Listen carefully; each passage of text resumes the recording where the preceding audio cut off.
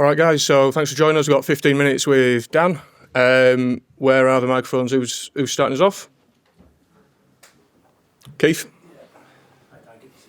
The manager said after the match on Sunday he couldn't defend the performance. A couple of days on, how are you guys feeling? Yeah, I agree. I think normally, like, if you have a bad game and one or two players aren't playing well, you can sort of carry that. But I think you could say that it was pretty much the full team.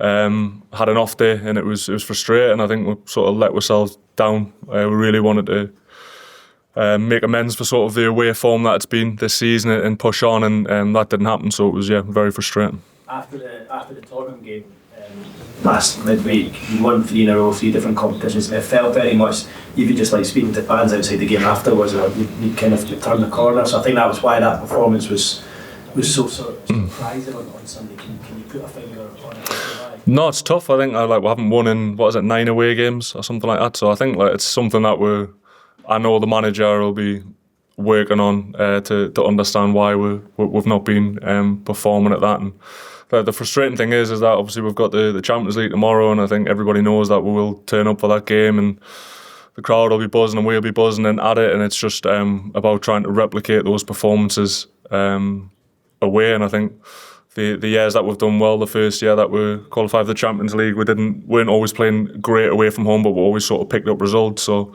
maybe we need to do more of the ugly side of the game that we're known for at the time, and probably have came away from that just from sort of the evolution of the squad and sort of the way we've been in the league table. So just for me, that's just from what you said there, that's the frustrating thing, is it? That you know that everyone will sort of be up for a performance, will be there tomorrow. That's a frustrating thing for you rather than a positive. Yeah, I think so. Yeah, of course it's frustrating, because I think I think it's very, very easy to get up for these games and play in these Champions League nights, because it's what you want to play in your career and on these best games. And I think this is these other games where we'll say Brentford on Sunday is the games where you really got to sort of earn your money and turn up and perform there. So I think that's the frustrating thing for us, that I feel like we've got lads in there that can do it and will do it, and we've got a squad that fights for each other, but we're just not putting in those performances sort of away from home. We'll go to Craig, Daniel, then Ian. Hi, Dan. That's very honest what you've said there. It's a great insight as well. Did you stand up and say as much in the dressing room or since? No, I didn't feel as if I had to, and to be honest, I wasn't happy with my performance. I didn't really think it was time for me to stand up and start sort of pointing fingers, but I think it was sort of everybody knew in that changing room that would sort of let each other down. I think that's the most frustrating thing, because I think we're a very sort of tight-knit group, and we spoke before that there isn't many changing rooms, in my opinion, like we have in our league, the way that we demand from each other and push each other. So I think it was more frustrating that we really wanted to go out there and put on a performance at a team that was struggling, and failed to do that. Even going 1-0 up, I think you expect with them to go and kick on, and it sort of had the opposite effect. And I feel like at this level in the Premier League, it's very cliche, but if you don't turn up, like, there's quality in this league to beat you. They've got a very good front line, and we didn't cause them enough problems. You mentioned yourself there as well. Coming out with the summer and going at the start of the season, you were an England starter. You were playing centre back, and the last time we spoke, you said you felt the best you ever had done, and that was represented by your performances. You were one of, if not one of the best centre halves in the country.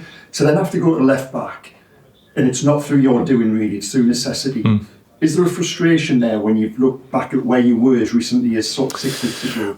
Not really, because I still think I've been playing pretty well, to be honest. I think, take away the West Ham game aside, I feel I've put in good performances at left back, and don't get us wrong, there's very different styles in full-backs. Like, if you compare me to Trips or Tino or Hawley, we're not the same players. I'm not going to produce the same things that they do, but obviously the manager thinks that I can do what he wants us to do in that position. So I still feel as if I've been playing pretty well. Like I've said it before, I want to play centre-half. That's my best position. I was sort of player of the year last year, playing in that position.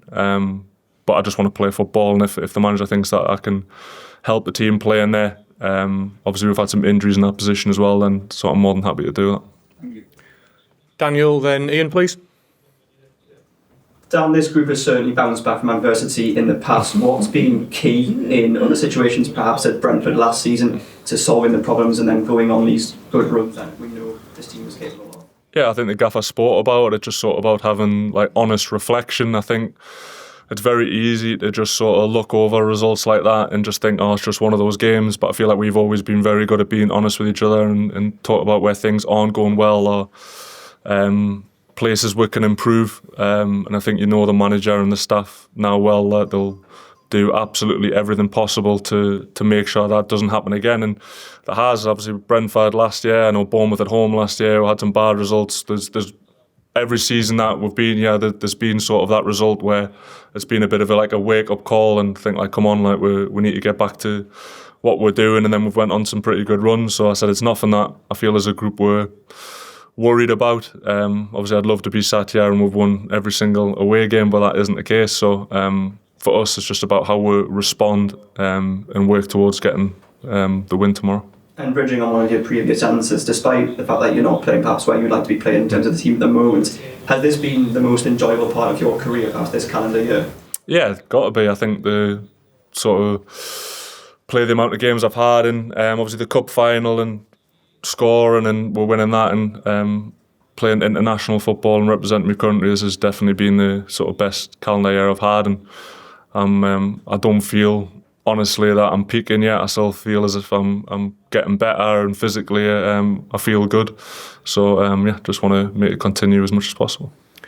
Ian, then George Colkin, please. Hi, Doug.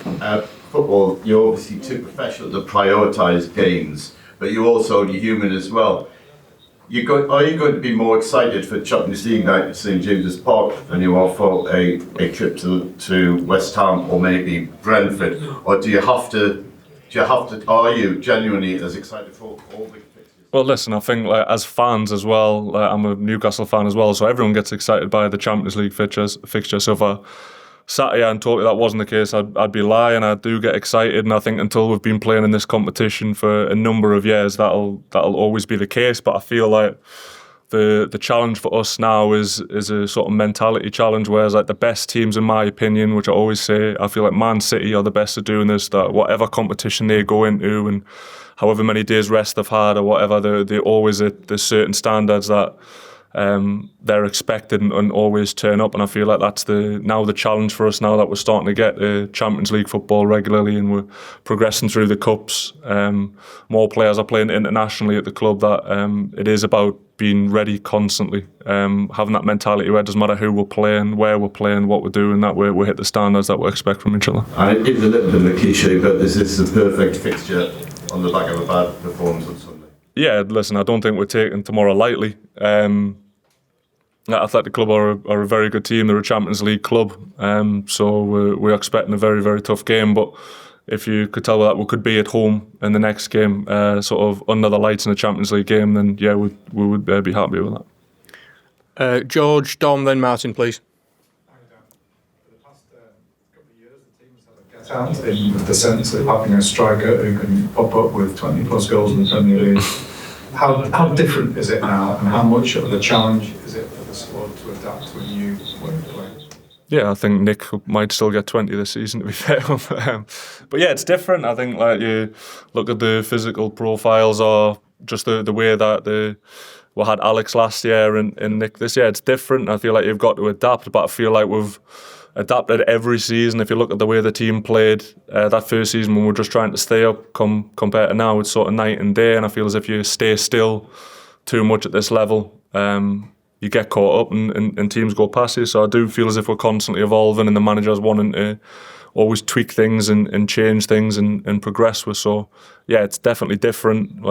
There's no denying that it's a different way of playing, and but something that like we're enjoying the challenge and sort of the newness of it, and it's about just trying to sort of get everyone on the same page and pushing really. You said you think you're not peaking yet, but you are playing a lot of football. I think you play every minute of every game apart from Bradford City. Do you have a secret to that? No, not really. I think I've just always just tried to prepare for every game the same way that I can and control what I can control and recover as best as I can. And I feel like that's always set us up to sort of perform at this level. And I said it before, I think when I was younger and more inexperienced, and even before I had kids, it used to bad games would affect us, good games would affect us. I'd always get quite high and low, whereas now I feel as if I'm quite steady with how I do it, and I feel as if I can control what I can control, then sort of the rest just takes care of itself. Tom Skerr, please, and then Martin Hardy. Hi Dan. Timo Livramento and Lewis Hall are coming back to fitness. You've got Sven, Botman, Malik, Chow playing well at centre back. How do you envisage your role in the side changing from Dixon? Yeah, I'm not too sure. I think that's probably something you'd have to ask the manager, but I think it's good now that we've got, especially those two lads coming back, because they are very big players for us, and we've got good quality in every position now. So I think the manager sport the season, there'll probably be a lot more rotation this year. I think that's something that we've probably not leaned on as much in the past. We've always played quite a settled team, but now we have like good quality in every single position, so we should be able to take players in and out without the sort of standards of our performance being there. So go on, Karen. No, you've had plenty of competition in Tiny both at centre back and left back. Is your aim in the next few months to make things as difficult as possible for the manager in the right way? Yeah, always. I feel like I've done that my whole career. I feel like wherever I've been, there's been centre halves brought in or players in my position who have been brought in to take it, and I'm still here. And I feel like I've built up a fair bit amount of credit with my performances for Newcastle since I've been here, so I'm confident that I'll continue to play. Martin, then Kieran Kelly, please. Hi Dan. You're surrounded by Newcastle season ticket holders and fans, and therefore even more scrutiny amongst your family and friends in your personal life. Is that harder, and does it make it more difficult when the bad results do happen? Yeah, I'll go back to what I said before. I feel it affects us less now. I feel like to be perfectly honest, I really don't care what anybody thinks genuinely. As long as my teammates sort of have that respect for us and know that I'm doing things well and the manager does, then everybody else's opinion doesn't really matter. I understand that there will always, whatever I do, there'll be people's opinion who said that this person should be playing, or I shouldn't be playing for England, or I shouldn't be doing this. But I feel like I just control what I can control, and sort of everything else will sort of take care of itself. And how far do you feel the team is off its best form at the minute? Yeah, inconsistent. I think you've seen bits of it. Well, I wouldn't want to put a percentage on it, but I feel like you've seen some games, the Benfica game, for instance, where we've really sort of clicked and gone. But I feel it is that sort of consistency, and I think it does come down to a bit of a mentality that every game is the same, and it doesn't matter who we're playing and where we're playing, home, away, that we sort of hit those standards. And I know it's there, and it's, as I said, it's not something that I'm particularly worried about, because I do know that we've got the capability to do it. It's just about producing that. Kieran, please.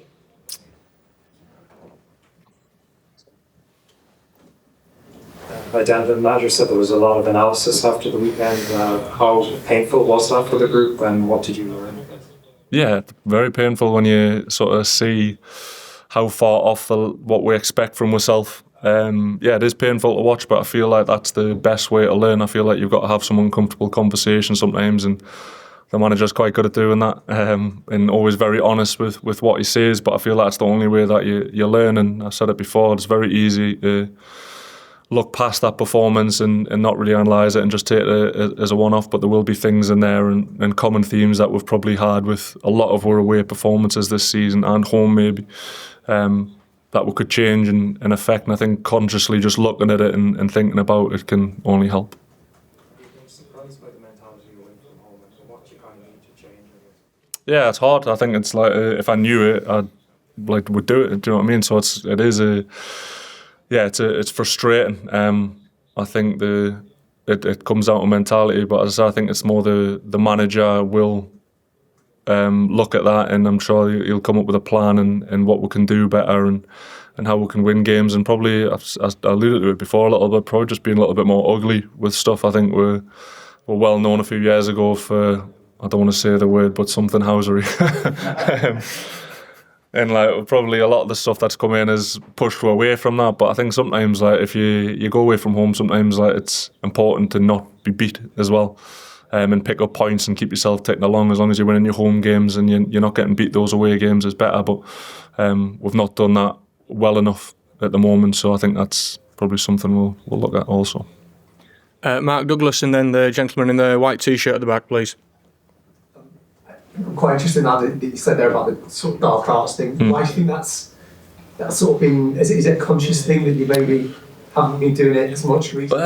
Not really. I think probably the first year that we made the Champions League, we were probably more of an underdog, and teams probably didn't respect as much as they probably should have. I think you probably saw it with Notts Forest last season. I think you just expect to turn up and beat those, and I think we were always like quite ugly and bully teams, and that was the way that went about it. But I feel like as you progress and want to push on, you move away from that because you bring in better quality players and you play different football. But I think there's always a place for that in the game. Like Arsenal, for instance, are quite good at doing that, but are also playing very, very good football and top of the league and performing well. So I think it's important that you can mix games up sometimes, and I think like possibly sometimes we might be, especially on Sunday, been a little bit too nice when we could have sort of maybe been a bit more compact and been a bit more resilient. Is it almost getting some of that underdog mentality back, even though you're favourites? Yeah, I've spoken about this before. I think it's like you can still have an underdog mentality when you're not the underdog, and I think that's important sometimes for any team. I think the best teams in the world have still got that ability to do it, so it's, I'm sure it's something that we'll look at. And the gentleman in the T-shirt, please, Sam. Hi, Dan. As a defense player, what means to you to don't have Iñaki Williams, Nico Williams, Oyan Satellite in the other side? It's like good for you, or what do you think about it? Yeah, definitely good. I think if you the sort of Athletic Club's best players, so I think they can cause problems for any team in the world. I think they've shown that in La Liga and the European competitions as well. So yeah, it always helps. But I would say that would never underestimate Athletic Club. I think they've got a very good team. I think it's amazing how they've been so competitive with choosing only Basque players. I think that is crazy. It does seem crazy to me how competitive they are. And yeah, it'll be a very, very tough game, and we are expecting a tough game. I think we're done. Malik? Dan, Paul Dummett used to be quite famous for getting 7 out of 10 in games. Is that the minimum you ask of yourself on a match day? You only give us 5 out of 10s, to be fair. I'd take a 7 out of 10 off you. Go on, ask again, sorry. Is that the minimum you ask of yourself when you... Yeah, I think so. Listen, I think... Yeah, I feel like it's just about consistency for me. I feel like if I can... The way I've explained it before is that there's players in this league that can hit 9 out of 10 and 10 out of 10. Yeah. But do it inconsistently. But if I can hit my max, which is, in some people's opinions, a 7 out of 10, if I can do that consistently every single week, then I'll play more than them because I'm reliable. And I know sort of I can do it at this level, so I'm more than happy to be given a 7 out of 10 every week. Cheers. No worries, mate. Cheers, guys. Thank you. Yeah, 10 in the cup final, they didn't.